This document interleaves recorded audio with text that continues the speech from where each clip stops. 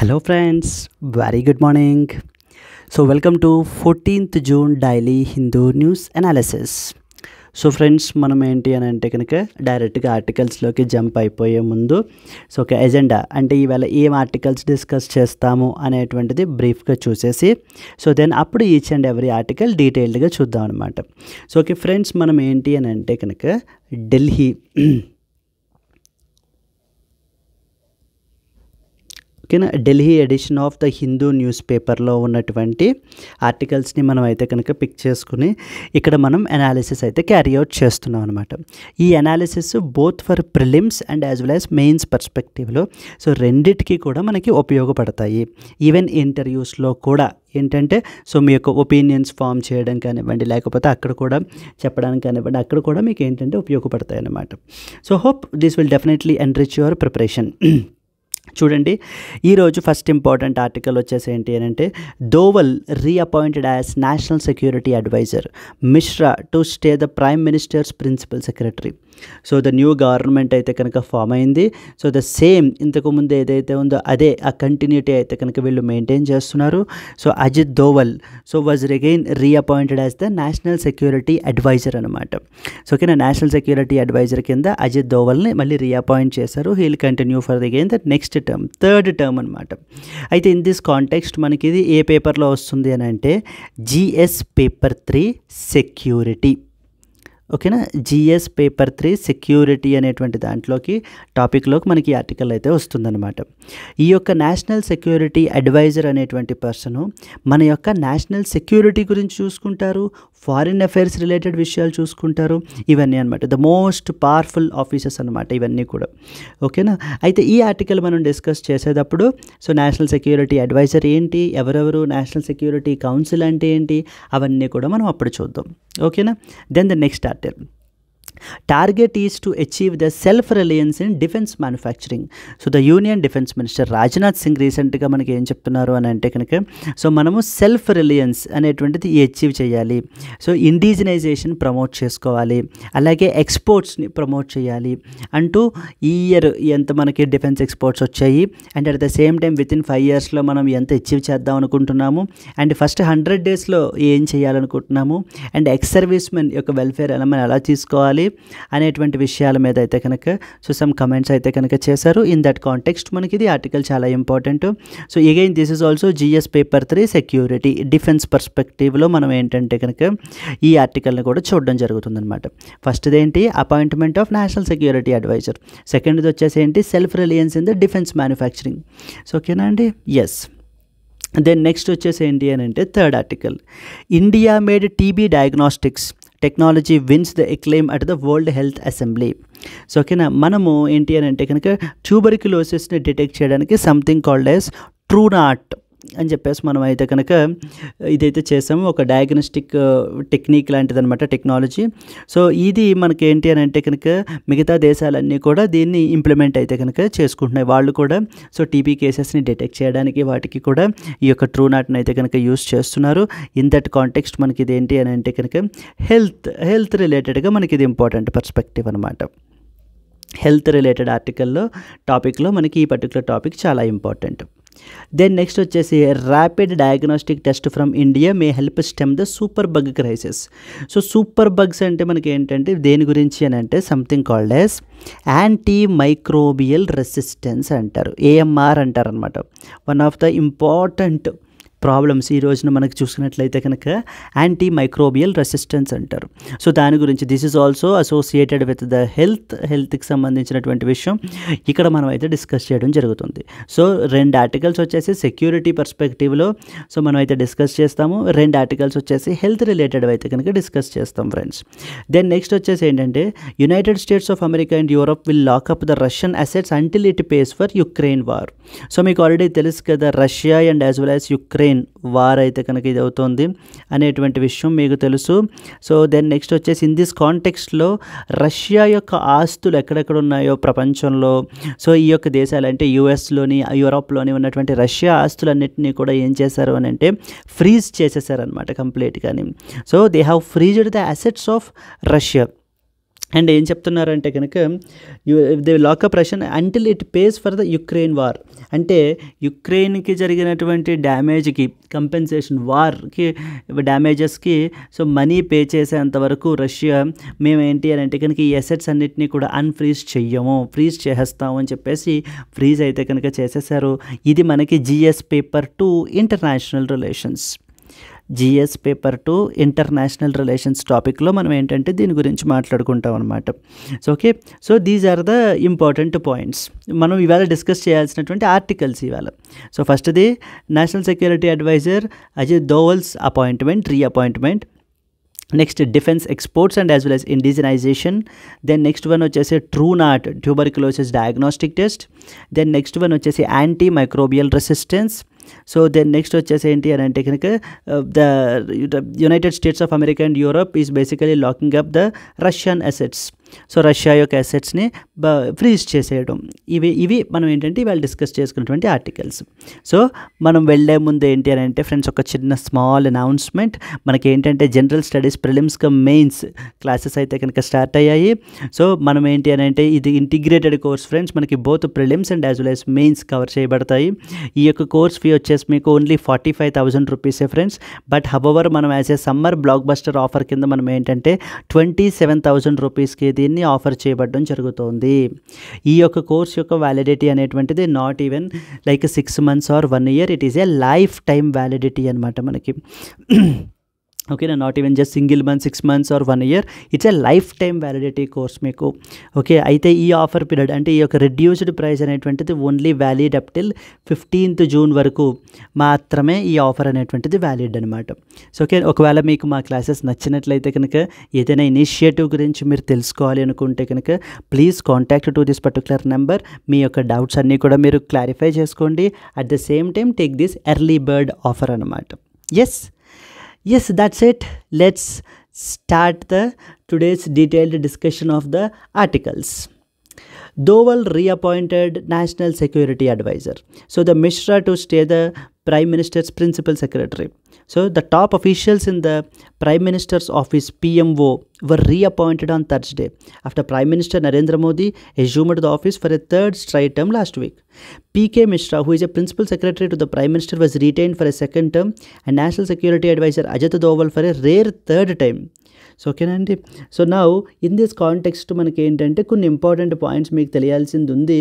So దాని గురించి చూద్దాం ఫ్రెండ్స్. ఏంటంటే ఫస్ట్ ఇంపార్టెంట్ ఏంటంటే so there is something called as national security council అనేటువంటి ఒక బాడీ ఉందన్నమాట. నేషనల్ సెక్యూరిటీ కౌన్సిల్ దాని గురించి తెలిస్తే కనుక మనకి అప్పటి యొక్క నేషనల్ సెక్యూరిటీ అడ్వైజర్ యొక్క రోల్ అనేటువంటిది ఏంటి అనేది మనకు తెలుస్తుంది. సో కొన్ని ఇంపార్టెంట్ పాయింట్స్ మరి రాసేసుకుందాం ఆ నేషనల్ సెక్యూరిటీ కౌన్సిల్ గురించి. The first and foremost point ఏంటంటే it is basically an executive body అండి. It is the executive. The National Security Council is basically the executive agency, okay, which is responsible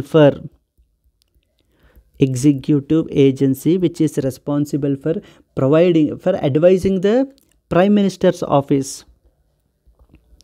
advising the PMO అంటారు అనమాట, Prime Minister's office, advising the Prime Minister's office. So it is the executive agency which is responsible for advising the Prime Minister's office దేని మీద on the issues of national security, on the issues of national security. Yes, in the issues of national security గురించి. ఓకేనా. And at the same time మనకి ఏంటంటే any India's strategic interests అంటారనమాట. And the strategic interests వీటి గురించి మనకి యొక్క national security council ఏం చేస్తుంది, మనకి అడ్వైస్ చేస్తుంది. ఎవరిని? ప్రైమ్ మినిస్టర్స్ ఆఫీస్ని. దేని గురించి?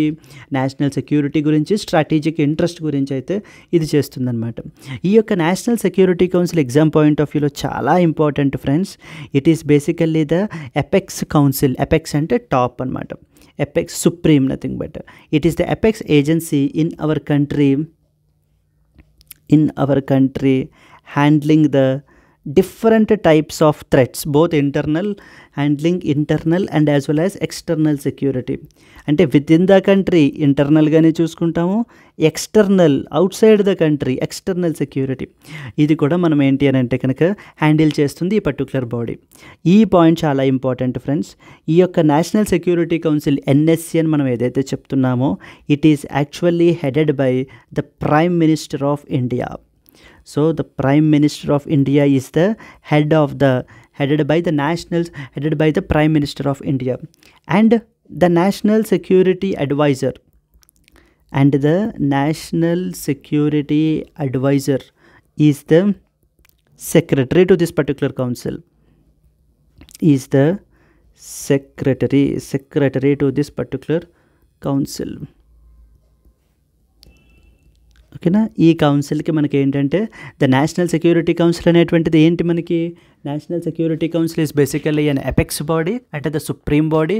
వీళ్ళ యొక్క ప్రైమరీ ఆబ్జెక్టివ్ ఏంటి, so they advise the prime minister's office దేని గురించి, like both internal security, external security, foreign related affairs, వీటన్నిటి గురించి, స్ట్రాటజిక్ ఇంట్రెస్ట్స్, ఇండియా యొక్క థ్రెట్స్, ఇండియా యొక్క డిఫెన్స్ పర్స్పెక్టివ్లో ఏంటి ఆ డైమెన్షన్స్ అన్నీ కూడా వీళ్ళు ఏంటంటే అడ్రస్ చేస్తారనమాట ఇక్కడ. So in that context it is very very very powerful body అనమాట ఇది మనకి. సో సింపుల్గా ఒక ఫ్యాక్ట్ బేస్డ్ చెప్పాలి అని అంటే హెడ్ క్వార్టర్స్ ఆఫ్ ఎన్ఎస్సి ఎక్కడ ఉందని అడుగుతూ ఉంటారు. ఇట్ ఈస్ ఇన్ న్యూఢిల్లీలో ఉందండి మనకి న్యూ నేషనల్ సెక్యూరిటీ కౌన్సిల్ యొక్క. ఈ యొక్క నేషనల్ సెక్యూరిటీ కౌన్సిల్ మనకి ఏంటంటే 3 టైర్డ్ ఆర్కిటెక్చర్ ఉంటుందండి మనకి. నేషనల్ సెక్యూరిటీ కౌన్సిల్కి 3 టైర్డ్ ఆర్కిటెక్చర్ అయితే కనుక మనకు ఉంటుంది. So you are expected to know that 3 tiered architecture because security అనే ఒక స్పెసిఫిక్గా మనకైతే క్రియేట్ చేసి పెట్టుంచారు కాబట్టి మరి ఆ కాంటెక్స్ట్లో మనకి ఏంటంటే 3 టైర్ ఆర్కిటెక్చర్ తెలియాలన్నమాట. ద ఫస్ట్ ఇంపార్టెంట్ ఏంటంటే స్ట్రాటజిక్ పాలసీ గ్రూప్ అంటారు, strategic policy group. Second one వచ్చేసి ఏంటంటే national security advisory board, national security advisory board. ఓకేనా, ఎన్ఎస్ఏబి అంటారనమాట, NSAB. Just a minute, NSAB national security advisory board.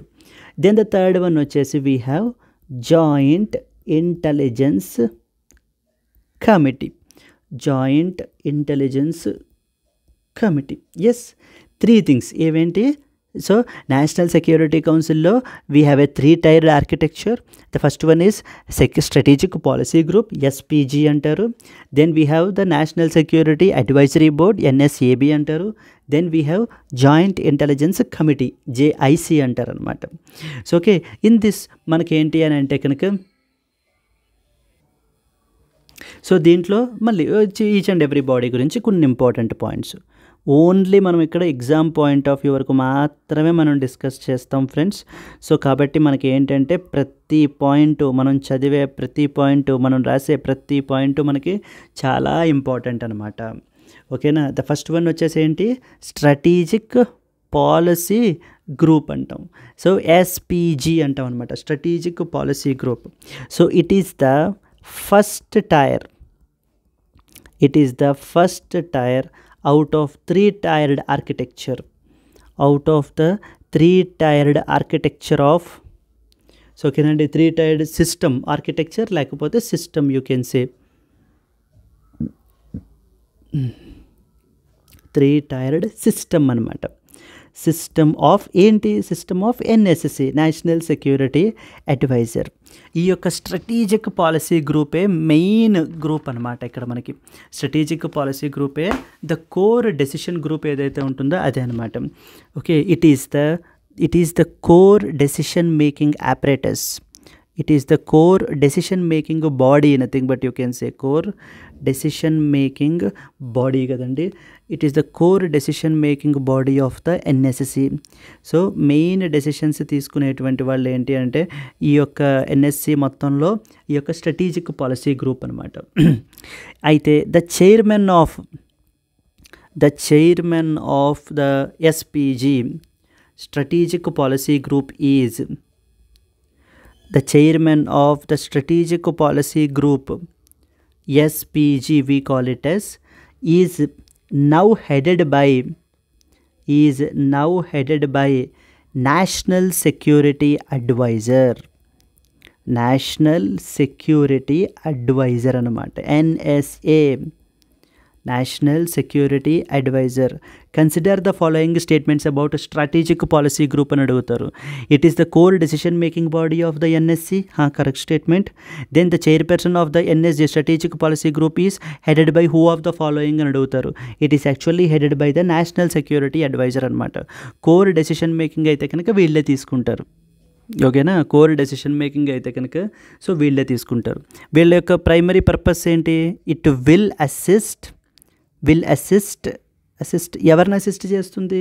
Will assist the national security council. Okay, and also performs the it also performs the long-term strategic review. Performs the long-term strategic review of the long-term strategic review kadandi, review of the security affairs of our country. Security affairs of our country. So మీకు exam point of వ్యూలో ఏంటి, national security council అయితే ఉంటుంది. National security కౌన్సిల్లో 3 tiered system or 3 tiered architecture అయితే కనుక మనకు ఉంటుంది. So we have a first one వచ్చేసి SPG, strategic policy group. Second one వచ్చేసి national security advisory board. Third one వచ్చేసి జాయింట్ ఇంటెలిజెన్స్ కమిటీ. ఓకేనా, దాంట్లో మనము స్ట్రాటజిక్ పాలసీ గ్రూప్ తీసుకున్నాం. స్ట్రాటజిక్ పాలసీ గ్రూప్లో ఏం తీసుకున్నాము? అవుట్ ఆఫ్ 3 టైర్స్లో it is the first tier of the 3 tiered system of the NSC. So మొత్తం ఉన్న 3 బాడీస్లో కూడా మెయిన్ బాడీ ఏంటి అని అంటే స్ట్రాటజిక్ పాలసీ గ్రూపే, the main decision making body అయితే కనుక. సో ద నెక్స్ట్ వచ్చేసి ద చైర్పర్సన్ ఎవరు అని చెప్పేసి అడుగుతూ ఉంటారు. So that is national security adviser is the chairperson అనమాట. దెన్ నెక్స్ట్ వచ్చేసి it will assist the NSC and it will also perform the long term review అనేటువంటిది కూడా మన ఏంటి చేస్తూ ఉంటారనమాట. దెన్ సెకండ్ బాడీ పేరేంటి? National security advisory board. We call it as ఎన్ఎస్ఏబి. మరి అదే రాసుకోండి, ఎన్ఎస్ఏబి, నేషనల్ సెక్యూరిటీ అడ్వైజరీ బోర్డు. ఇలాగే పిక్ చేస్తారండి question. Consider the following statements about the strategic policy group అని, లేకపోతే consider the following statements about the national security advisory board అని. So మనకేంటి అని అంటే కనుక ఎక్స్పెక్ట్ చేయొచ్చు అనమాట క్వశ్చన్స్.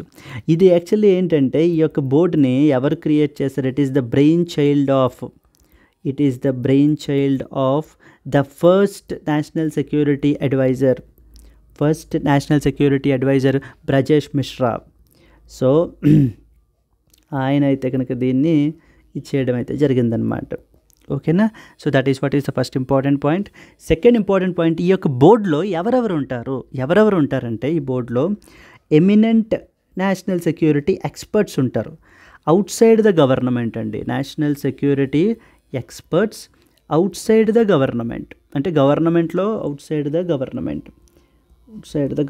వాళ్ళు మెంబర్స్ అవుతారనమాట దీంట్లో, ఈ పర్టికులర్ బోర్డులో.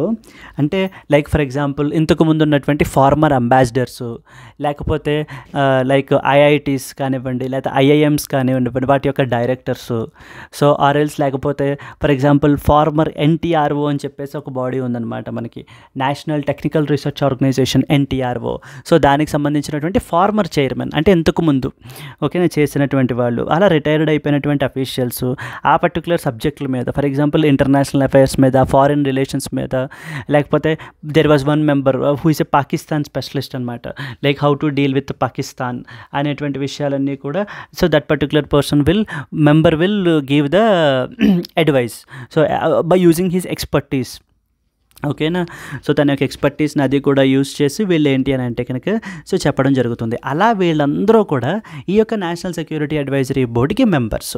సో గవర్నమెంట్ ఇప్పుడు ఏం పాలసీ తీసుకోవాలి, ఎలా తీసుకోవాలి, ఓకేనా, ఏం డెసిషన్స్ తీసుకోవాలి అనేటువంటివి ఏంటంటే లాంగ్ టర్మ్ సొల్యూషన్స్ ఏంటి, ఇప్పుడు పాకిస్తాన్ని మనం ఎలా డీల్ చేయాలి, చైనాని మనం ఎలా డీల్ చేయాలి, so okay what are the implications which are there, so long టర్మ్లో దీన్ని ఎలా చూడాలి, అన్ని విషయాల్ని కూడా వీళ్ళు కూలంకషంగా సో ఓకేనా డిస్కషన్ అనేటువంటిది చేసుకుని so they will come up with some conclusions, logical conclusions. So ఓకేనా, ఇలా చేసుకుంటే మనకి ఇది అవుతుందండి, రిలేషన్షిప్ ఇంకా స్ట్రెంగ్తన్ అవుతుంది. సో ద పీస్ అనేటువంటిది మనకైతే ఇంక్రీజ్ అవుతుంది, మన డిఫెన్స్ క్యాపబిలిటీని మనం ఇలా ఇంక్రీజ్ చేసుకోవచ్చు. సో ఓకేనా, అనే విషయాలన్నీ వీళ్ళు ఏంటంటే సెక్యూరిటీ పరంగా ఈ ఎన్ఎస్ఏబి వాళ్ళు గవర్నమెంట్ అడుగుతుందన్నమాట దీన్ని, బాబు దీని మీద నాకు ఒక డీటెయిల్డ్ ఇదైతే ఇవ్వండి అని చెప్పేసి. Then these people will give start giving the advises so to the prime minister's office. ఈ నేషనల్ సెక్యూరిటీ కౌన్సిల్కి వీళ్ళు ఏంటంటే అడ్వైజ్ అయితే ఇస్తారనమాట. So the long term solutions ఏమేమి తీసుకోవాలి అనేటువంటివి. సో దీంట్లో మనకి ఏంటంటే ఈ నేషనల్ సెక్యూరిటీ అడ్వైజరీ బోర్డులో 2 ఇంపార్టెంట్ బాడీస్ ఉంటాయి. సో ఓకేనండి, 2 సబార్డినేట్ బాడీస్ అయితే కనుక మనకి దీనికి ఉంటాయి, who are working under it. 2 subordinate bodies అయితే మనకు ఉంటాయి. So then first important body వచ్చేసి మనకి ఏంటంటే నేషనల్ ఇన్ఫర్మేషన్ బోర్డ్ అంటారు, నేషనల్ ఇన్ఫర్మేషన్ బోర్డు. ఓకేనా, national information board. Second one వచ్చేసి ఏంటంటే technology coordination board, national information board, technology coordination board. So మీకు అర్థం అవ్వాల్సిన విషయాలు ఇక్కడ ఏమేంటి, నేషనల్ సెక్యూరిటీ అడ్వైజరీ బోర్డ్ అనేటువంటిది ఉంటుంది. It is a brain child of the first national security advisor. దీంట్లో eminent national security experts who are outside the government అయితే దీంట్లో అందరూ మెంబర్స్ అవుతారు వాళ్ళు. సో ఈ యొక్క పర్టికులర్ బోర్డుకి 2 సబార్డినేట్ బోర్డ్స్ అయితే దీని అండర్లో వర్క్ చేస్తూ ఉంటాయి. ద ఫస్ట్ వన్ వచ్చేసి national information board, next one వచ్చేసి టెక్నాలజీ కోఆర్డినేషన్ బోర్డు. ఈ పర్టికులర్ బోర్డు ఏం చేస్తుంది, సో ఈ బోర్డు ఏం చేస్తుంది అని అంటే గవర్నమెంట్కి సో లాంగ్ టర్మ్ సొల్యూషన్స్ ఏవైనా డెసిషన్ అయితే తీసుకోవాలి అంటే దానికి ఇంప్లికేషన్స్ ఏమేమి ఉంటాయి. సో ఓకేనా అండి, ఆ కన్సర్న్ సబ్జెక్ట్ ఎక్స్పర్ట్స్ అందరూ ప్రైవేట్ పీపుల్ అయితే దీంట్లో ఉంటారనమాట, అంటే former people, retired officials. So వాళ్ళందరూ కూడా దీంట్లో. స్ట్రాటజిక్ పాలసీ గ్రూప్ ఏంటి, strategic policy group is basically the core group అనమాట. Main decision making body within the ఎన్ఎస్సీలో మనం తీసుకునేది స్ట్రాటజిక్ పాలసీ గ్రూపే. Strategic policy group basically advises the national security council ఓవరాల్గా. So the national security council is headed by prime minister. ఓకేనా, the chairperson of the strategic policy group వచ్చేసి national security adviser is the chairperson. Then finally we have the joint intelligence committee, joint intelligence committee అనమాట. Okay, third one is అది రాసుకోండి, third one is joint intelligence committee, joint intelligence committee, we call it as JIC. అంటే national security adviser మళ్ళీ reappoint అయ్యారు అనేటువంటిది news. Okay fine అని చదివేసి ఈవేళ మనం పేపర్ చదివేసాం అయిపోయింది, రీఅపాయింట్ అయ్యారంట అంతే కదా, ఓకే అయితే అనేసి అనుకుంటే మనకి ఏంటంటే ఈ పాయింట్స్ అన్నీ కూడా మిస్ అయిపోతాం అనమాట. ఇది బ్యాక్గ్రౌండ్ నాలెడ్జ్. ఈ బ్యాక్ ఎండ్ ఇన్ఫర్మేషన్ అనేటువంటిది తెలియాలి. ఆ న్యూస్ ఐటెం పెట్టిన పర్పస్ అదనమాట మనం ఇందులో. ఓకేనా అండి, సెక్యూరిటీ అనేటువంటిది టాపిక్ ఉంది ఎగ్జామ్ పాయింట్ ఆఫ్ వ్యూలో. సో జిఎస్ పేపర్ 3లో సెక్యూరిటీ అనేటువంటిది ఉంది మనకి. సో మరి దాంట్లో ఈ టాపిక్స్ అన్నీ కూడా సెక్యూరిటీ ఆపరేటర్స్ అసలు మన కంట్రీలో ఎలా ఉంటుంది, ఏ పర్టికులర్ బాడీస్ ఉంటాయి, ఆ బాడీస్కి ఎవరు హెడ్ చేస్తారు, సో వాళ్ళు ఎలా డెసిషన్స్ అవి తీసుకుంటూ ఉంటారు అనేటువంటివన్నీ మీకు తెలియాలి కదండి, ఏ ఫంక్షన్ చేస్తున్నాయి అనేది. కాబట్టి మనం ఏంటంటే ఇవన్నీ ఇప్పుడు డిస్కస్ చేస్తున్నాం. సో ఇక్కడతో అయిపోయింది ఈ ఆర్టికల్. ఇంకా జాయింట్ ఇంటెలిజెన్స్ కమిటీ మనం నేర్చేసుకుంటే కనుక ఏం లేదు, జాయింట్ ఇంటెలిజెన్స్ కమిటీ ఏం చేస్తుంది అంటే కనుక సో అది రాయడమే. It will analyse it analyzes intelligence data or nothing but reports from ఎక్కడి నుంచి, ఫ్రమ్ ద మన కంట్రీలో ఇంటెలిజెన్స్ ఏజెన్సీస్ ఏమేమి ఉన్నాయి ఇంటర్నల్గా అయితే, yes intelligence bureau internal intelligence విషయాలన్నీ చూసుకుంటుంది. ఎక్స్టర్నల్ ఇంటెలిజెన్స్ చూసుకునేది ఏంటి, research and as well as analysis wing, research and as well as analysis wing రా అంటాం అన్నమాట. Research and as well as analysis wing and directorates of military, navy, air force, directorates of military, navy, air force, military, naval and as well as air force. Okay నా, directorates of military, navy and as well as air force. Okay అయితే and also analyses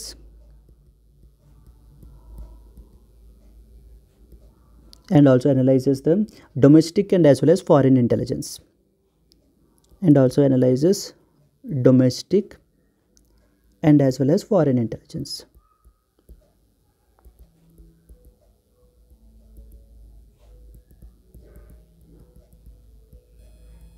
ఓకేనా. So that is what is the joint intelligence committee, JIC అంటాం. అంటే so చూడండి, ఇప్పుడు it will analyse the intelligence data from the intelligence bureau, research and analysis wing, directorates of military, navy and as well as air force, and also analyses domestic and foreign intelligence. So రకరకాలైనటువంటి intelligence agencies తీసుకొచ్చినటువంటి collect చేసినటువంటి intelligence data అంతటినీ కూడా, ఆ information అంతటినీ కూడా మనకి ఏంటంటే ఈ యొక్క జాయింట్ ఇంటెలిజెన్స్ కమిటీ వాళ్ళు ఏం చేస్తారంటే కూర్చుని అనాలిసిస్ని క్యారీ అవుట్ చేస్తారనమాట. సో అంతటినీ కొలేట్ చేసి కంప్లీట్గానే అనాలిసిస్ని క్యారీ అవుట్ చేసి ఒక కన్క్లూజన్స్, ఓకేనా అండి, కన్క్లూజన్స్ని డ్రా చేసి దాని నుంచి ఈ యొక్క ఎన్ఎస్సి నేషనల్ సెక్యూరిటీ కౌన్సిల్కి వీళ్ళకి కూడా అయితే రిపోర్ట్స్ అయితే కనుక సబ్మిట్ చేస్తూ ఉంటారు. ఓకేనా. సో నేషనల్ సెక్యూరిటీ కౌన్సిల్ అండర్లో its 3 tiered system or architecture అయితే కనుక మనకు ఉంటుంది. 3 ఇంపార్టెంట్ బాడీస్ అయితే మనకు ఉంటాయి. ఫస్ట్ వన్ వచ్చేసి national strategic policy group, first one వచ్చేసి strategic policy group, that we call it as SPG. And then next వచ్చేసి national security advisory board, we call it as NSAB. And then we have joint intelligence committee. So that is what is JIC. First ఏంటి strategic policy group. Strategic policy గ్రూపే కదా core decision making body. Strategic policy group is headed by ఎవరు? National security adviser. Okay. Then NSAB, national security advisory board. ఈ బోర్డులో ఎవరు ఉంటారు? ఈ బోర్డులో ఎమినెంట్ ఎక్స్పర్ట్స్ ఉంటారు. ఎవరెవరు? Out side the government. For example పెద్ద పెద్ద ఐఐటి డైరెక్టర్స్ కానివ్వండి, లేకపోతే ఐఐఎం మెంబర్స్ కానివ్వండి. For example there was one member from IIM Bengaluru. So అలా ఐఐఎం బెంగళూరు మెంబర్స్ కానివ్వండి, ఫార్మర్గా చేసినటువంటి అంబాసిడర్స్, అలాగే పాకిస్తాన్ స్పెషలిస్ట్. సో ఓకేనా, ఇలాంటి మెంబర్స్ అందరూ కూడా దీంట్లో మెంబర్స్ అనమాట. ఎవరెవరు మెంబర్స్ ఉన్నారు అనేటువంటిది మనకైతే అవసరం లేదు. ఓకేనా. బట్ కానీ తెలియాల్సిన విషయం ఏంటంటే ఈ యొక్క ప్రైవేట్ ఎక్స్పర్ట్ పీపుల్ అయితే కనుక ఉంటారు దీంట్లో. వీళ్ళు ఎప్పటికప్పుడు ఎగ్జిస్టింగ్ థ్రెట్స్ ఏమున్నాయి ఏంటి, సో ఓకేనా, దానికి సంబంధించినటువంటి లాంగ్ టర్మ్ సొల్యూషన్స్ ఏంటి అనేటువంటివి డిస్కషన్ చేసి సో వీళ్ళైతే కనుక చెప్పడం జరుగుతుంది. And finally the third one joint intelligence committee. వీళ్ళ పని ఏంటి? Completely intelligence data, intelligence agencies నుంచి వచ్చినటువంటి డేటా అంతటినీ కూడా తీసుకోవడం, ప్రతి ఈ పజిల్లో ఉన్నటువంటి ప్రతి బిట్స్ అండ్ పీసెస్ అన్నిటినీ కూడా అనాలిసిస్ని క్యారీ అవుట్ చేయడం, అనాలిసిస్ క్యారీ అవుట్ చేసి కన్క్లూజన్స్ని డ్రా చేయడం అనమాట. సో కన్క్లూజన్స్ని డ్రా చేసి ఫర్ ఎగ్జాంపుల్ ఏదైనా రాబోయే థ్రెట్ ఏదైనా ప్రమాదం ఉందనుకోండి గవర్నమెంట్ ఇన్ కంట్రీకి, దెన్ ఇమీడియట్గా వీళ్ళు అయితే కనుక రిపోర్ట్ అయితే కనుక ఇది చేస్తారనమాట. అంటే ఫర్ ఎగ్జాంపుల్ సో అటాక్ ఏదో క్యారీ అవుట్ చేద్దాం అనుకుంటున్నారు, లేదా టెర్రరిస్ట్ ఇన్ఫిల్ట్రేషన్ ఏదో జరగబోతోంది. సో ఓకేనా, ఇలాంటి విషయాలు ఏమైనా మనకి ఏంటంటే ఇన్ఫర్మేషన్ తెలిసినప్పుడు ఇమీడియట్గా దాని యొక్క ఆథెంటిసిటీని ఒక్కసారి వెరిఫై చేసుకుని ఈ యొక్క సెక్యూరిటీస్ దానికి వాళ్ళకి అప్డేట్ అయితే చెప్తారు కన్క్లూజన్స్. దెన్ ఇమీడియట్గా ఎన్ఎస్సి వాళ్ళు they will take the decisions అనమాట. అది సెక్యూరిటీకి సంబంధించి బ్రీఫ్గా మీరు తెలుసుకోవాల్సినటువంటి ఇంపార్టెంట్ పాయింట్స్. ఏమైపోయినా కూడా మీకు ఈ 3 గ్రూప్స్ గురించి తెలియాలన్నమాట. సో ఓకేనా, నేషనల్ సెక్యూరిటీ కౌన్సిల్ గురించి తెలియాలి. సో దాంట్లో స్ట్రాటజిక్ పాలసీ గ్రూప్ పరిస్థితి ఏంటి, నేషనల్ సెక్యూరిటీ అడ్వైజరీ బోర్డ్ ఏంటి, మళ్ళీ నేషనల్ సెక్యూరిటీ అడ్వైజరీ బోర్డులో 2 ఇంపార్టెంట్ బోర్డ్స్ ఉన్నాయి కదా, national information board and as well as the technology coordination board. And finally the last one వచ్చేసి joint intelligence committee. Yes, that's it. Can we move to the next article? ఈ article అర్థమైందా అండి? Okay. So మీరు ఇది అయిపోయిన తర్వాత మళ్ళీ ఒకసారి మీ నోట్ మేకింగ్ చేసుకోవడము. సో ఓకేనా, దెన్ నెక్స్ట్ వచ్చేసి ఈ నోట్స్ కూడా మేము షేర్ చేస్తాము. సో ఈ పాయింట్స్ ఇంపార్టెంట్ పాయింట్స్, ప్రతి పాయింట్ మనకి ఇంపార్టెంట్ అనమాట, అవి చూసుకోవడము. సో దెన్ మళ్ళీ రివైజ్ చేసుకోవడం.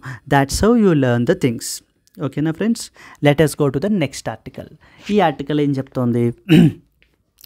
Target is basically to achieve self-reliance in the defense manufacturing. Rajnath Singh. So Rajnath Singh has recently, who is basically the Union Defense Minister కదండి. So రీసెంట్గా మనకి ఏంటి అని అంటే మన యొక్క డిఫెన్స్ ఎక్స్పోర్ట్స్ గురించి, సెల్ఫ్ సఫిషియన్సీని ప్రమోట్ చేయడం గురించి, నెక్స్ట్ 2028-29కి డిఫెన్స్ ఎక్స్పోర్ట్స్ టార్గెట్ ఎంత ఉండాలి అనేటువంటి కొన్ని పాయింట్స్ మీద అయితే కనుక డిస్కషన్ అయితే కనుక చేయడం అయితే జరిగింది. He has commented on this. So therefore from the exam point of view very very very important అనమాట. Okay, let us for a while write some important points. ఓకేనా, let us write some important points అనమాట. So first important point మీకు తెలియాల్సింది ఏంటంటే ఈ యొక్క defence exports గురించి అయితే కనుక కాన్సెప్ట్ అయితే కనుక నడుస్తుంది friends. So defence exports particularly so అంటే defence related equipments, radar systems, ఓకేనా, అవన్నీ కూడా అనమాట. వాటిని ఎక్స్పోర్ట్ చేయడం మన కంట్రీ నుంచి ఇంకో కంట్రీకి, ఇతర దేశాలకి. సో ఓకే, దాని గురించి మాట్లాడుకుంటే ఫస్ట్ స్టాటిస్టిక్స్ పాయింట్ అంటే ఇవన్నీ ఎక్స్పోర్ట్స్ ఇప్పుడు ప్రస్తుతానికి మనం డిఫెన్స్ ఎక్స్పోర్ట్స్ చేస్తున్నాము, మరి మనకు ఒక అవగాహన ఉండాలి కదా దాని మీద. So the defence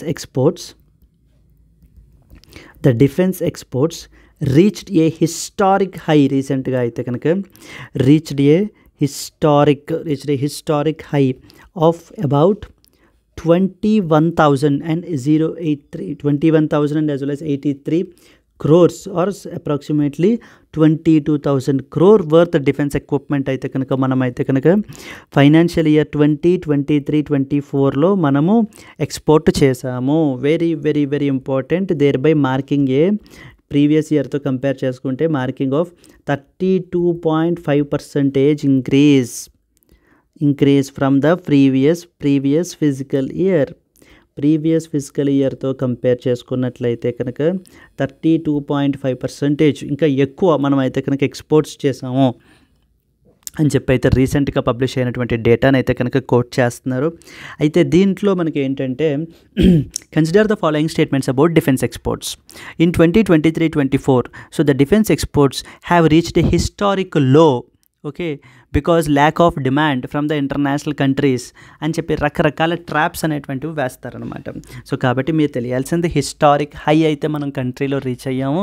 so that is about around approximately 22,000 crores అయితే కనుక మనమైతే కనుక వర్త్ ఎక్విప్మెంట్ని మనము ఎక్స్పోర్ట్ అయితే కనుక చేస్తున్నాం ఇతర దేశాలకి. That is the first and foremost point that you should know.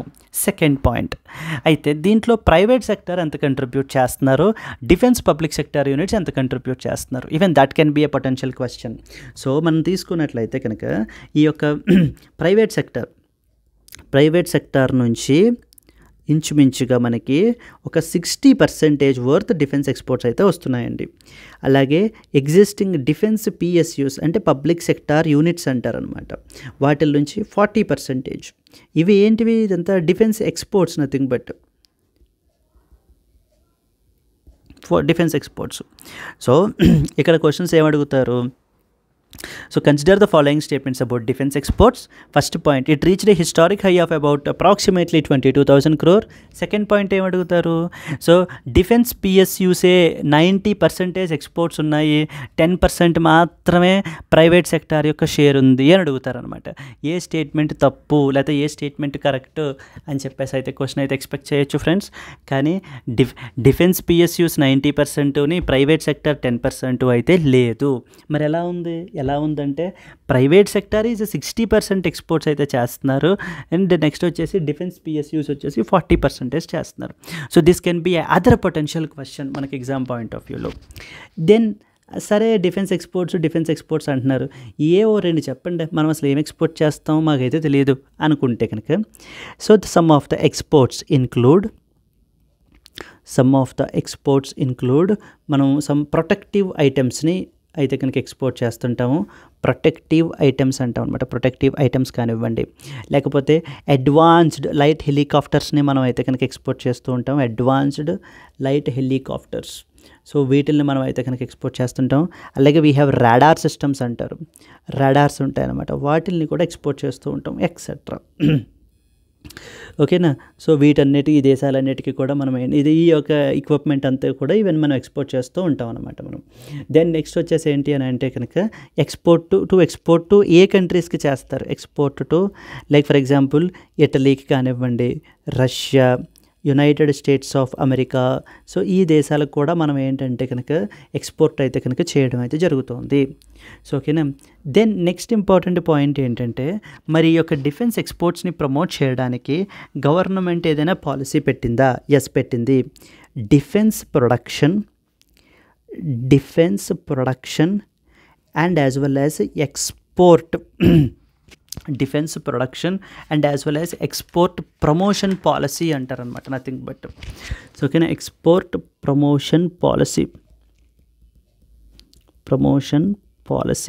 DPEPP-2020లో తీసుకొచ్చారనమాట మనకి. ఇది is the guiding document for increasing the capabilities, guiding document కదండి, for increasing the capabilities to boost the defence production and at the same time exports. I hope you have understood. So మనం అంతా concept అంతా కూడా defence exports గురించి మాట్లాడుకుంటున్నాము. First point ఏం చెప్పుకున్నాము, present latest statistics, available statistics ఏంటి అని మాట్లాడుకున్నాం. ఏమంటున్నాము, 2023-24లో సో ఇండియా యొక్క డిఫెన్స్ ఎక్స్పోర్ట్స్ తీసుకుంటే అప్రాక్సిమేట్లీ 22,000 crores అయితే ఉన్నాయి అని చెప్పేసి అయితే చెప్తున్నాము. సెకండ్ పాయింట్ ఏంటి, ప్రైవేట్ సెక్టర్ కంట్రిబ్యూషన్ ఎంత, దాంట్లో డిఫెన్స్ పబ్లిక్ సెక్టర్ యూనిట్స్ యొక్క కంట్రిబ్యూషన్ ఎంత. ప్రైవేట్ సెక్టర్ 60% కంట్రిబ్యూషన్ ఉంటే డిఫెన్స్ పిఎస్యూస్ వచ్చేసి మనకి ఏంటంటే 40% కంట్రిబ్యూషన్ ఉంది. ఇక్కడ మనకి క్వశ్చన్ ఎలా అడుగుతారు అనుకున్నాము, డిఫెన్స్ పిఎస్యూసే 90% చేసేస్తున్నాయి, ప్రైవేట్ సెక్టర్ ఓన్లీ 10% కంట్రిబ్యూట్ చేస్తుంది అంటారు. But absolutely wrong statement. Third point ఏంటి, అసలు ఏమేమి ఎక్స్పోర్ట్ చేస్తుంటాం మనం, రాడార్ సిస్టమ్స్ని, అడ్వాన్స్డ్ లైట్ హెలికాప్టర్స్ని, ప్రొటెక్టివ్ ఐటమ్స్ని, ఇంకా ఇంజనీరింగ్ అదర్ ఎక్విప్మెంట్, మిషనరీ ఎక్విప్మెంట్స్ని, వాటన్నిటిని కూడా మనం ఎక్స్పోర్ట్ అయితే చేస్తూ ఉంటాం. ఏ దేశాలకి, ఇటలీకి, రష్యాకి, యునైటెడ్ స్టేట్స్ ఆఫ్ అమెరికాకి, ఇలాంటి దేశాలన్నిటికీ కూడా ఎక్స్పోర్ట్ చేయడం జరుగుతుంది. మరి మన కంట్రీలో ఈ డిఫెన్స్ ఎక్స్పోర్ట్స్ని ప్రమోట్ చేయడానికి ఏమైనా పాలసీ ఏమైనా ఉందా అంటే ఎస్ ఉంది. Defence production and as well as export promotion policy DPEPP అని చెప్పేసి 2020లో అయితే తీసుకొచ్చారు. సో ఇది basically it's a guiding document for boosting the production and at the same time exports. So ఓకేనండి, ఇండిజినియస్గా మన కంట్రీలోనే మ్యానుఫ్యాక్చర్ చేయడము, అట్ ద సేమ్ టైం మనం ఏంటి అని అంటే కనుక ఎక్స్పోర్ట్ చేయడం అనే దాని మీద అయితే మాట్లాడారు. And then finally the last point వచ్చేసి ఏంటి మనకి అని అంటే కనుక మన యొక్క టార్గెట్ వచ్చేసి ఏంటంటే 50,000 crore. ఇప్పుడు సమ్వేర్ అరౌండ్ 22,000 crore ఉన్నాం కదా, 50,000 crore డిఫెన్స్ ఎక్స్పోర్ట్స్ అయితే కనుక బై 28-29 లోపల అచీవ్ చేయాలి అనేటువంటిది టార్గెట్ అనమాట. ప్రస్తుతం ఉన్నటువంటి 22,000 crores so the coming next 5 yearsలో 2028-29లో ఎంతంట 50,000 crores అయితే కనుక మనం ఒక టార్గెట్ని అచీవ్ చేయాలి డిఫెన్స్ ఎక్స్పోర్ట్స్లో పర్టికులర్లీ అని అయితే కనుక so the union defence ministry is commenting. అయితే ఇన్ దిస్ కాంటెక్స్ట్ ఈ ఆర్టికల్స్ మీకు చాలా ఇంపార్టెంట్. డిఫెన్స్ ఎక్స్పోర్ట్స్ ఎంత ఉన్నాయి, ఎవరి రోల్ ఎంత ఉంది, అసలు ఏం ఎక్స్పోర్ట్ చేస్తుంటాం, దెన్ నెక్స్ట్ ఏ కంట్రీస్కి ఎక్స్పోర్ట్ చేస్తుంటాము, డిఫెన్స్కి సంబంధించి ఎక్స్పోర్ట్కి సంబంధించి ఏమైనా పాలసీ ఏమైనా ఉందా, మనకు ఫ్యూచర్ గోల్ ఏమైనా ఉందా అనే విషయాలన్నీ కూడా మనం ఏంటంటే సో డిస్కస్ అనేటువంటి చేసుకోవాలి మనకి. ఓకేనా, can we go to the next article? Yes.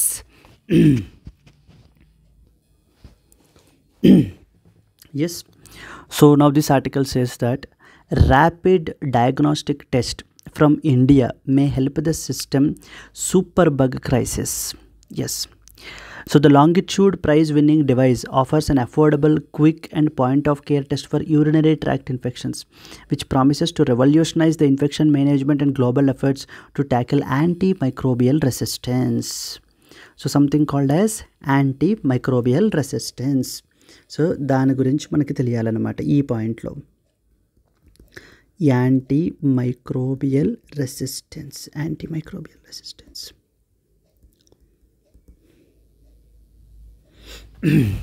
ఇప్పుడు ఏమవుతుందంటే అండి,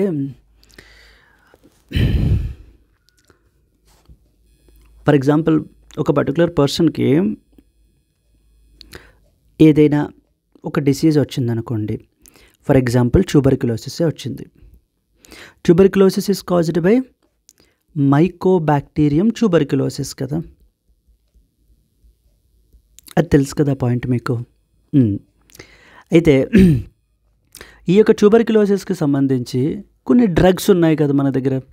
ఫర్ ఎగ్జాంపుల్ ఐసోనియాజిడ్ అని, రిఫాంపిసిన్ అని, ఇలా రకరకాల డ్రగ్స్ ఉన్నాయి. ఈ ఎక్స్ అనేటువంటి లాంటి పీపుల్ ఏం చేస్తున్నారంటే ఈ యొక్క యాంటీబయోటిక్స్ని సరిగ్గా వాడట్లేదన్నమాట. ఈవెన్ ఫర్ ఎగ్జాంపుల్ ఇక్కడ ఈ కేసులో ట్యూబర్క్యులోసిస్ అటాక్ అయింది అనుకుందాము, ఏదైనా ఒక చిన్న ఇది వచ్చినా కూడా ఇమీడియట్గా దానికి ఏదో ఒక యాంటీబయోటిక్ని యూజ్ చేసేస్తున్నారు. ఓకేనా, సో ఇలాగా over usage of antibiotics so చేయడం అనేటువంటిది జరుగుతుంది. ఫర్ ఎగ్జాంపుల్ సో ఏదైనా ఫీవర్ వస్తుంది అనుకోండి, ఇంకా రాలేదు ఇంకా అనిపిస్తుంది అంతే, ఇంకా వచ్చేలాగా ఇమీడియట్గా ఒక యాంటీబయోటిక్ వేసేద్దాం అని చెప్పేసి ఏంటి అని అంటే కనుక యాంటీబయోటిక్ యూసేజ్ అనేటువంటిది ఓవర్గా ఇంకా యూసేజ్ అయితే చేసేస్తున్నారు. దాని మూలాన ఏమవుతుందంటే ఇలా ఇన్ఫెక్ట్ చేసినటువంటి బ్యాక్టీరియా ఏదైతే ఉంటుందో అదేంటంటే డ్రగ్ రెసిస్టెంట్ అయిపోతుందన్నమాట. అంటే యాంటీబయోటిక్ రెసిస్టెంట్ అయిపోతుంది. యాంటీబయోటిక్ రెసిస్టెంట్ అయిపోతుంది అంటే ఏంటంటే ఇన్ కేస్ మళ్ళీ ఆ తర్వాత యాంటీబయోటిక్ వేసుకున్నా కూడా అది పనిచేయదనమాట. సో అలాంటి ఇన్ఫెక్షన్స్ అయితే కనుక వస్తున్నాయి. ఇప్పుడు యాంటీ మైక్రోబియల్ రెసిస్టెన్స్ అంటారనమాట. అలాంటి ఇన్ఫెక్షన్స్ వల్ల అరౌండ్ ఎంతమంది చనిపోతున్నారంటే సో ఇక్కడ మనకి ఈవేళ ఈ ఆర్టికల్లో పబ్లిష్ చేశారు చూడండి. So antibiotic resistant infections killed nearly 1.3 million people globally in 2019 and they are on course to cause 10 million deaths a year by 2050, outstripping the cancer. Even క్యాన్సర్ని కూడా దాటేసి అంతమంది అయితే కనుక ఈ యొక్క యాంటీమైక్రోబియల్ రెసిస్టెంట్ ఇన్ఫెక్షన్స్ ద్వారా, అంటే యాంటీబయోటిక్ రెసిస్టెంట్ ఇన్ఫెక్షన్స్ అనమాట. అంటే ఆ బ్యాక్టీరియా ఎలా తయారైపోతుందంటే కనుక మీరు ఏ డ్రగ్స్ వేయనివ్వండి అవి పనిచేయట్లేదు. ఓకేనా. సో ఈ రకంగా మనకి ఏంటంటే ఈ యాంటీమైక్రోబియల్ రెసిస్టెన్స్ గురించి మనకి ఏంటి అని అంటే కనుక ఒక ఇంపార్టెంట్ లాంగిట్యూడ్ ప్రైజ్ అని చెప్పేసి అయితే రీసెంట్గా ఇవ్వడం అయితే జరిగిందనమాట ఆన్ యాంటీమైక్రోబియల్ రెసిస్టెన్స్. ఇప్పుడు ఈరోజు ఉన్నటువంటి ఆర్టికల్లో కాన్సెప్ట్ ఏంటంటే ఓకేనా, సో ఐసోనియాజిడ్, రిఫాంపసిన్, సో ఇలా ఈ రకమైనటువంటి ఓవర్ యూసేజ్ వల్ల యాంటీబయోటిక్ రెసిస్టెంట్ అనేటువంటిది అయిపోయి మనకి ఏమవుతుంది అని అంటే కనుక ఈ ఇన్ఫెక్షన్స్ అనేటువంటివి పెరిగిపోతున్నాయి. ఈరోజు ఇంపార్టెంట్ ఆర్టికల్లో మనకి లాంగిట్యూడ్ ప్రైజ్ అని చెప్పేసి అయితే ఇవ్వడం అయితే జరిగిందండి. Longitude prize on antimicrobial resistance, on AMR అంటారనమాట, యాంటీమైక్రోబియల్ రెసిస్టెన్స్. సో ఇది రీసెంట్గా మనకి ఇప్పుడు అది ఏ పర్టికులర్ దానికి ఇచ్చారు అని అంటే PA100 AST సిస్టమ్ అని చెప్పేసి ఉందన్నమాట. PA100 AST system. సో దీనికి మనకి ఏంటంటే ఈ ప్రైజ్ అనేటువంటిది ఇచ్చారు. ఈ సిస్టమ్ అనేటువంటిది మెయిన్లీ ఏంటి అని అంటే కనుక it is basically a hitech transformative, ఓకేనా, accurate, transformative, rapid, point of care అంటారనమాట. పాయింట్ ఆఫ్ కేర్ టెస్ట్ అంటే అర్థం ఏంటంటే ఫర్ ఎగ్జాంపుల్ ఎక్కడ ఉంటారో ఆ పర్టికులర్ పేషెంట్, ఫర్ ఎగ్జాంపుల్ హాస్పిటల్లో కానివ్వండి, లేకపోతే కనుక ఏదైనా హెల్త్ క్లినిక్, లేకపోతే ఎనీ మెడికల్ ఇది ఏదైనా కానివ్వండి, అక్కడే కనుక టెస్ట్ని కండక్ట్ చేసి అక్కడే రిజల్ట్స్ చెప్పేస్తూ ఉంటే కనుక that is what is called as point of care test. అలా కాకుండా మీ యొక్క శాంపుల్ని మళ్ళీ ల్యాబ్కి పంపించాలి అని అంటే కనుక దట్ ఈస్ డిఫరెంట్ అనమాట. పాయింట్ ఆఫ్ కేర్ టెస్ట్ అంటే ఏంటి, అప్పటికప్పుడే అక్కడికక్కడే వితిన్ 1 అవర్లో సో మనకి ఏంటంటే ఆ టెస్ట్ రిజల్ట్స్ అనేటువంటివి మనం చెప్పేస్తూ ఉన్నట్లయితే కనుక సో అలాంటి దాన్ని పాయింట్ ఆఫ్ కేర్ టెస్ట్ అంటారు. అయితే ఇప్పుడు ఇవాళ డిస్కషన్ అంతా కూడా యూరినరీ ట్రాక్ట్ ఇన్ఫెక్షన్ అంటారండి. ఈ యొక్క UTI అంటాం అనమాట, యూరినరీ ట్రాక్ట్ ఇన్ఫెక్షన్. సో ఈ యొక్క ఇన్ఫెక్షన్ గురించి సో దీన్ని టెస్ట్ చేయడం గురించి మనకి ఏంటంటే ఒక PA100 AST సిస్టమ్ అనేటువంటి ఒక దాన్ని అయితే కనుక డెవలప్ చేశారు ఈ యొక్క టెస్ట్. సో బేసికలీ ఆ టెస్ట్కి రీసెంట్గా మనకి ఏంటంటే ఈ యొక్క longitude prize for on antimicrobial resistance అయితే కనుక వచ్చిందనమాట. ఇన్ దిస్ కాంటెక్స్ట్ ఈ టెస్ట్ అనేటువంటిది చాలా ఇంపార్టెంట్ ఆయన అయితే చెప్పడం అయితే జరుగుతుందన్నమాట. సో ఈ టెస్ట్లో ఇప్పుడు ప్రాబ్లం ఏమవుతుంది, ఇప్పుడు సో ద డాక్టర్స్ కూడా ఏం చేస్తున్నారు, కొంచెం ఇదిగా ఉంది. For example particular person test చేయించుకున్నారనుకోండి, మరి రిపోర్ట్స్ రావాలి కదా, అంటే యాక్యురేట్గా రావాలి అంటే వాటిని ల్యాబ్కి పంపించాలి కదా, అంటే ఒక 2 to 3 days టైం పడుతుంది కదా. సో ఈ లోపల డాక్టర్స్ ఏం చేస్తున్నారు అని అంటే కనుక ప్రస్తుతానికి ఈ ట్యాబ్లెట్స్ రాస్తున్నాను, ఇవి వాడుతూ ఉండండి, ఆ తర్వాత రిపోర్ట్స్ వచ్చిన తర్వాత బట్టి చూద్దాం అని చెప్పేసి ఏంటంటే చాలామంది ప్రస్తుతానికి, ఎందుకంటే వాళ్ళ యొక్క ఎడ్యుకేటెడ్ గెస్ వర్క్ ఖచ్చితంగా ఇది ఆ ప్రాబ్లమే అయి ఉంటుంది, సో దానికి ఆబ్వియస్గా ఈ డ్రగ్ రాసేయచ్చు, ఇంకా ఈ యాంటీబయాటిక్ రాసేయచ్చు అని చెప్పేసి సో ఈ యాంటీబయాటిక్స్ ప్రిస్క్రైబ్ చేసేస్తున్నారు. అలాగే వీళ్ళు సో మేము నార్మల్ ఇలా ఇన్ఫెక్షన్స్ వచ్చినటువంటి పేషెంట్స్ కూడా అవి వేసేసుకోవడం జరుగుతుంది. దాని మూలన ఏమవుతుంది అని అంటే కనుక ఈ యొక్క బ్యాక్టీరియా రెసిస్టెన్స్ని పెంచేసుకుని యాంటీమైక్రోబియల్ రెసిస్టెంట్గా మారిపోతుంది అనమాట. సో దాని మూలన ఏమవుతుంది, అసలు ఉన్న అవైలబుల్ మార్కెట్లో ఉన్న అవైలబుల్ ఏ డ్రగ్స్ వాడినా కూడా అదే ఏంటి అని అంటే కంట్రోల్ అవ్వకుండా ఆ పర్టికులర్ పర్సన్ యొక్క లైఫ్నే తీసేస్తుంది. So the anti microbial resistance AMR related deaths అంత సివియర్గా అయితే ఉన్నాయండి. సో అయితే ఈ కాంటెక్స్ట్లో మీరు ఇంక ఈ పాయింట్ ఏంటి అని అంటే కనుక ఇప్పుడు ఈ టెస్ట్కి ఎందుకు అంత ప్రైజ్ ఇచ్చేయాలి, అంత అవసరం ఏముంది, అంత ఈ టెస్ట్లో అంత సిగ్నిఫికెన్స్ ఏంటి అని చెప్పేసి అయితే మనం అడుగుతాం. మరి అంతే కదా. మరి ఏంటంటే ఈ టెస్ట్ ఏంటంటే వితిన్ 45 మినిట్స్లోనే రిజల్ట్స్ అయితే ఇచ్చేస్తుందంట. అంటే ఆ పర్టికులర్ పర్సన్ యొక్క యూరినరీ ట్రాక్ట్ ఇన్ఫెక్షన్ యొక్క కండిషన్ ఎలా ఉంది అని చెప్పేసి ఆ ఇన్ఫెక్షన్ రిజల్ట్ అనేటువంటిది ఇచ్చేస్తుందంట. అలా ఇచ్చేయడంతో పాటు ఈ టెస్ట్ ఏం చేస్తుందంటే ఇప్పుడు ఫర్ ఎగ్జాంపుల్ ఈ టెస్ట్ తీసుకునేటువంటిది ఇది మనకి ఏంటంటే ఈ కార్ట్రిడ్జ్ అంటారు నథింగ్ బట్ కార్ట్రిడ్జ్ వచ్చేసి మనకి ఏంటంటే కనుక మనం స్మార్ట్ ఫోన్ వాడతాం కదా, అంత ఆ సైజులో ఉంటుంది మనకి. సో ఇది ఏం చేస్తుంది అని అంటే కనుక సో దీనికి యూరిన్ శాంపుల్ అనేటువంటి అంటే ఆ పర్టికులర్ పేషెంట్ ఎవరైతే ఉన్నారో ఆ పర్టికులర్ కన్సర్న్డ్ పర్సన్ యొక్క యూరిన్ శాంపుల్ అనేటువంటిది దీనికి ప్రొవైడ్ చేయాలి. సో ఇదేం చేస్తుంది అని అంటే ఈ కార్ట్రిడ్జ్ అనేటువంటిది ఉన్నటువంటి ఓకేనా యాంటీబయోటిక్స్ ఈ పర్టికులర్ యూటీఐకి ఏవేవైతే యాంటీబయోటిక్స్ యూజ్ చేస్తున్నారో ఒక 5 యాంటీబయోటిక్స్ మీద అది టెస్ట్ కండక్ట్ చేస్తుందన్నమాట ఆ యొక్క యూరిన్ శాంపుల్ మీద. అంటే ఏంటంటే దాంట్లో ఉన్నటువంటి బ్యాక్టీరియాని మనం టెస్ట్ చేస్తాం. ఇప్పుడు ఎలా టెస్ట్ చేస్తుంది అంటే ఇందులో ఇప్పుడు ఫర్ ఎగ్జాంపుల్ ఏం చెప్పాం మనం, ఇప్పుడు ఈ యొక్క కార్ట్రిడ్జ్ అని చెప్పేసి ఉంటుంది which is like A smart phone shaped ఇదైతే ఉంటుంది. సో దీనికి ఏమిస్తారు, యూరిన్ శాంపుల్ అనేటువంటిది ప్రొవైడ్ చేస్తారు. యూరిన్ శాంపుల్ అనేటువంటిది దీనికి ప్రొవైడ్ చేసినప్పుడు ఈ కార్ట్రిడ్జ్ అనేటువంటిది ఈ యూరిన్ శాంపుల్లో ఉన్నటువంటి బ్యాక్టీరియాని ఐసోలేట్ చేస్తుంది. ఐసోలేట్ చేసి దాని మీద టెస్ట్ అనేటువంటిది కండక్ట్ చేస్తుంది. సో టెస్ట్ కండక్ట్ చేసి 5 different types of antibiotics, antibiotic 1, antibiotic 2, antibiotic 3, 4 and as well as 5 different యాంటీబయోటిక్స్ని తీసుకుని వీటి మీద టెస్ట్ని పెర్ఫామ్ చేస్తుంది అనమాట ఈ బ్యాక్టీరియా. అంటే యాంటీబయోటిక్ 1 ఈ యొక్క బ్యాక్టీరియా యాంటీబయోటిక్ 1కి ఎలా రెస్పాండ్ అవుతుంది అనేటువంటిది 2 కేటగిరీస్ ఉంటాయి. 1 సెన్సిటివ్, 2 రెసిస్టెంట్. అంటే ఫర్ ఎగ్జాంపుల్ యాంటీబయోటిక్ 1ని మనం ఈ బ్యాక్టీరియాకి ఎక్స్పోజ్ చేసినప్పుడు ఇఫ్ ఇట్ ఈజ్ రెసిస్టెంట్ అనుకోండి, అంటే అర్థం ఏంటంటే ఈ యాంటీబయోటిక్ 1 ఆ పర్టికులర్ పర్సన్కి ఇచ్చినా కూడా ఉపయోగం లేదు. బికాజ్ ఎందుకంటే ఆల్రెడీ రెసిస్టెన్స్ పొందేసింది ఆ బ్యాక్టీరియా. సో మరి ఎప్పుడైతే ఆ బ్యాక్టీరియాకి రెసిస్టెన్స్ ఉంటుందో సో ఇంకా యాంటీబయోటిక్ ఇచ్చినా ప్రిఫర్ చేసిన ఉపయోగం లేదు కదా. నెక్స్ట్ 2 ట్రై చేస్తారు, 2 మీద రిజల్ట్ చూస్తారు. 2 మీద రిజల్ట్ వచ్చేసి మనకి ఏమవుతుంది, and again for example resistant అంటే దీని మీద కూడా రెసిస్టెన్స్ వచ్చేసింది. అంటే ఇదేంటంటే పర్సన్ టు పర్సన్ మారిపోతుంది అనమాట. అంటే ఆ పర్టికులర్ పర్సన్ యొక్క లైఫ్ స్టైలు, ఆ పర్టికులర్ పర్సన్ యాంటీబయోటిక్స్ వాడేటువంటి విధానం, ఓవర్ యూసేజ్, సో ఓకేనా, ఇవన్నీ కన్సిడర్ చేస్తారనమాట. దెన్ నెక్స్ట్ వచ్చేసి యాంటీబయోటిక్ 3 ఫర్ ఎగ్జాంపుల్ ఇస్తారు. సో దెన్ ఇప్పుడు ఈవెన్ అది కూడా రెసిస్టెంట్ డిక్లేర్ చేశారని అనుకోండి, అది చేసింది అనుకోండి, ఈవెన్ అది కూడా ఇవ్వడం కుదరదు. యాంటీబయోటిక్ 4 సో ఇచ్చినా కూడా ఫర్ ఎగ్జాంపుల్ రెసిస్టెంటే చెప్పింది అనుకోండి, సో దెన్ అది కూడా కుదరదు. For example assume that antibiotic 5 బ్యాక్టీరియాకి ఎక్స్పోజ్ చేసినప్పుడు నవ్ ఇట్ షోస్ సెన్సిటివ్ అని చెప్పింది అనుకోండి. అంటే అర్థం ఏంటంటే ఈ యొక్క యాంటీబయోటిక్ 5ని మనం దీనికి ఇచ్చినట్లయితే ఈ పర్టికులర్ పర్సన్కి, సో దెన్ డెఫినెట్గా ఈ యాంటీబయోటిక్ పనిచేస్తుంది.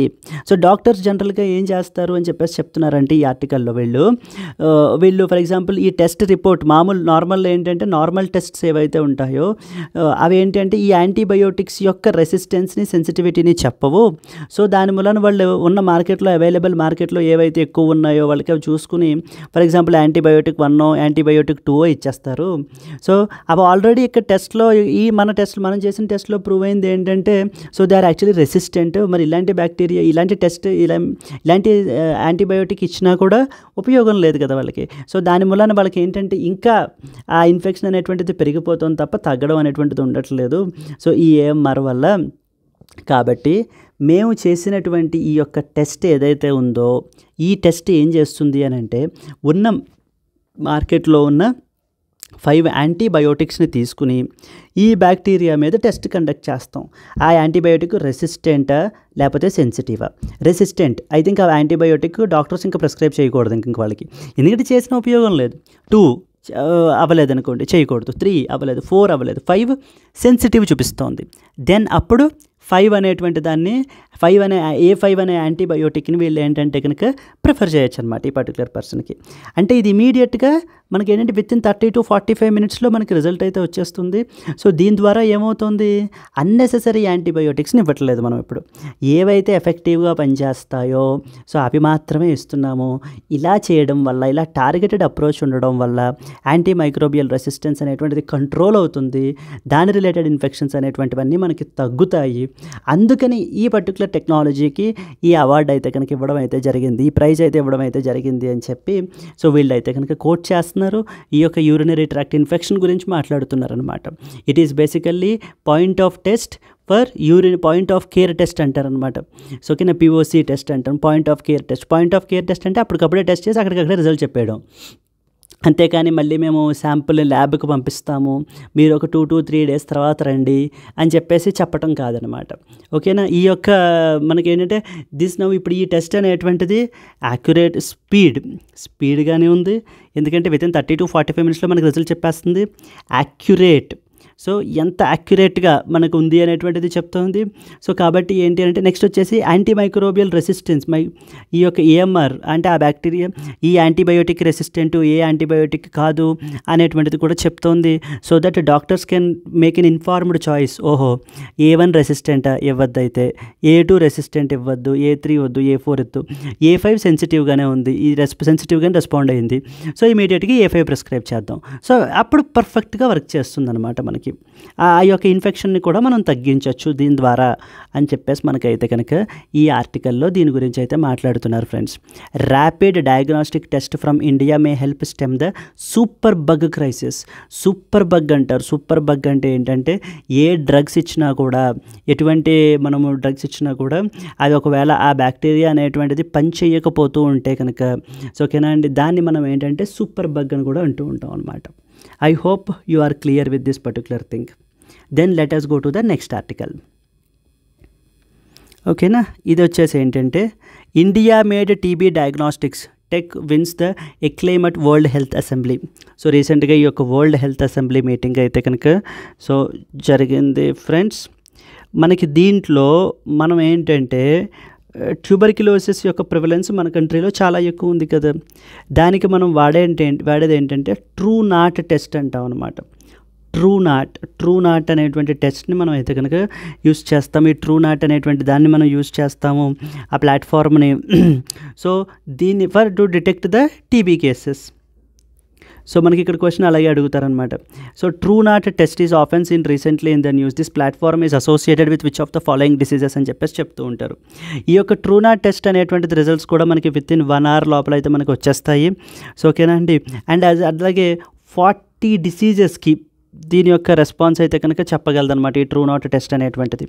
రీసెంట్గా ఈ వరల్డ్ హెల్త్ అసెంబ్లీ వాళ్ళు ఏంటి అంటే మనల్ని అప్రిషియేట్ చేయడం అయితే జరిగింది. సో మీరు ట్యూబర్క్యులోసిస్ని కంట్రోల్ చేయడానికి చాలా ప్రివెంటివ్ మెజర్స్ అయితే కనుక తీసుకుంటున్నారు. రియల్లీ ట్రూనాట్ టెస్ట్ అయితే కనుక చాలా ఎఫెక్టివ్గా ఉంది. దెన్ అలాగే కొన్ని దేశాలు కూడా మన దగ్గర నుంచి ఏంటి అని అంటే కనుక ఇవి వాళ్ళ దేశాల్లో ఇన్స్టాల్ చేయించుకుంటున్నారు అనమాట. సో దట్ ఏంటంటే వాళ్ళ దగ్గర కూడా ఇదైతే కనుక కండక్ట్ చేయడానికి టెస్ట్స్ అనేటువంటివి. సో ఓకేనా అండి. సో రఫ్లీ around 10,000. So the countries that have begun to use Truenat have all reported significant improvement in their case detection. So tuberculosis కేసెస్ని డిటెక్ట్ చేయడంలో ఈ యొక్క ట్రూనాట్ టెస్ట్ అనేటువంటిది సో చాలా సిగ్నిఫికెంట్గా అయితే కనుక ఉంది. సో డెఫినెట్గా ఇదైతే కనుక మనకి గుడ్ రిజల్ట్స్ అయితే కనుక ఇస్తుంది. So and Indian government very good or taking very good initiatives to prevent the tuberculosis. So ఓకేనా అని చెప్పేసి మనకి ఏంటంటే సో ఇండియా యొక్క చేసినటువంటి టెస్ట్స్ని, సో మనం డిజైన్ చేసినటువంటి టెస్ట్స్ని వీళ్ళు ఏంటంటే కనుక సో అప్రిషియేట్ చేస్తున్నారనమాట. సో ఓకేనండి, అప్రిషియేట్ చేసి మిగతా వాళ్ళందరికీ కూడా so you can take them as like an inspiration or a role model కింద మీరు తీసుకుని ఏంటి అని అంటే కనుక ఆ టెస్ట్స్ని మీ కంట్రీస్లో కూడా ఇన్కార్పొరేట్ చేసుకుని టీబీని ఎర్లీగా డిటెక్ట్ చేసి సో దాన్ని మనం ఏంటంటే కనుక ప్రివెంట్ చేయండి అని చెప్పేసి సో మనకి చెప్పడం అయితే జరుగుతుంది. India made TB diagnostics tech wins acclaim at world health Assembly. I hope this is clear article. So ఇక్కడ మీకు తెలియాల్సింది ఏంటంటే Truenat test or Truenat platform దేనికి సంబంధించింది అనేటువంటి తెలియాలి. అలాగే ఈ యొక్క PA100 AST సిస్టమ్ దేని గురించి అంటే యూరినరీ ట్రాక్ట్ ఇన్ఫెక్షన్ గురించి అనమాట. సో దాని గురించి మీకు తెలియాలి. ఈ టెస్ట్ మీకు ఎలా పెర్ఫామ్ చేస్తుంది అంటే సెన్సిటివ్, రెసిస్టెంట్ అని చెప్పేసి 2 ఉంటాయి. సో ఓకేనా. యాంటీ మైక్రోబియల్ రెసిస్టెన్స్ అనేటువంటిది మరొక ఇంపార్టెంట్ టాపిక్ మనకి ఎగ్జామ్ పాయింట్ ఆఫ్ వ్యూలో. దెన్ నెక్స్ట్ వచ్చేసి మనం ఏంటంటే డిఫెన్స్ ఎక్స్పోర్ట్స్ పరిస్థితి ఏంటో చూడడం జరిగింది. సో దెన్ నెక్స్ట్ వచ్చేసి ఏంటి అని అంటే కనుక ఈ యొక్క మనకి స్ట్రాటజిక్ పాలసీ గ్రూపు వీటి గురించి అన్నిటి గురించి కూడా మనం ఇందులో అయితే చూసాము. సో ద డిఫరెంట్ కేటగిరీస్ ఏంటి అదంతా కూడా మనం ఇక్కడ కూడా మనం చూడడం జరిగిందనమాట. సో ఓకేనా. So these are the important articles up till here and we have a final article, right? ఓకేనా. So friends, before going to the final article, so we have an initiative. ఇది మనం ఏంటంటే హిందూ న్యూస్ అనాలిసిస్ నుంచి అయితే కనుక carry out చేస్తున్నాము. సో మీకు క్లాస్ అర్థమవుతోంది అని నేను అనుకుంటున్నానండి. ఓకేనా. 50% మాత్రమే ఫ్రెండ్స్ మనకి ఏంటంటే ఈ హిందూ న్యూస్ పేపర్ నుంచి మనకి యూపీఎస్సీలో ఇంపార్టెంట్ అనేటువంటిది ఉంటుందన్నమాట. But there is another 40 to 50% మనకి ఏంటంటే అదర్ సోర్సెస్ నుంచి వస్తాయి. Like for example press information bureau, Indian express, down to earth, వీటి నుంచి కూడా మనకైతే కనుక రావడం అయితే జరుగుతుంది. సో కాబట్టి ఏమైంది అని అంటే కనుక ఇప్పుడు మనం ఏం చేస్తున్నామంటే ఈ సోర్సెస్ నుంచి కూడా మనం ఏంటంటే డైలీ లైవ్ క్లాసెస్ని అయితే కండక్ట్ చేస్తున్నాము. So that to cover the other sources. Hindu news analysis 50% ఇక్కడ యూట్యూబ్లో ఇలా కవర్ చేసేసుకున్నాం. దెన్ నెక్స్ట్ ఇంకొక 50% అంతా కూడా లైవ్లో మీరు with asking your doubts.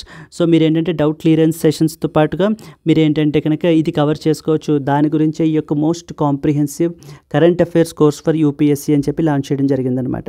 So this is actually daily live class మనకైతే కనుక కండక్ట్ చేయడం జరుగుతుంది ఇక్కడ. దెన్ నెక్స్ట్ వచ్చేసి మనం ఏంటంటే డైలీ, వీక్లీ అండ్ మంత్లీ పీడిఎఫ్స్ని కూడా మనం ఇక్కడ ప్రొవైడ్ చేయడం అయితే జరుగుతుంది friends. So that for your ready revision. Then we have a weekly and as well as monthly క్విజెస్ని మనం ఆర్గనైజ్ చేస్తాము. So that you can measure your performance as well. Then మనం ఏంటంటే yearly compilation and as well as revision before prelims కూడా మనం అయితే ఉంటుందన్నమాట ఇక్కడ.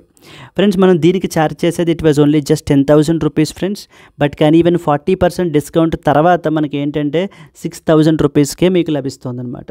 ఈ యొక్క 6,000 రూపీస్ కూడా మేము ఒక్కసారిగా పే చేయలేము అనుకున్నటువంటి వాళ్ళకి ఏంటంటే you have an EMI option of about 2,000 per month.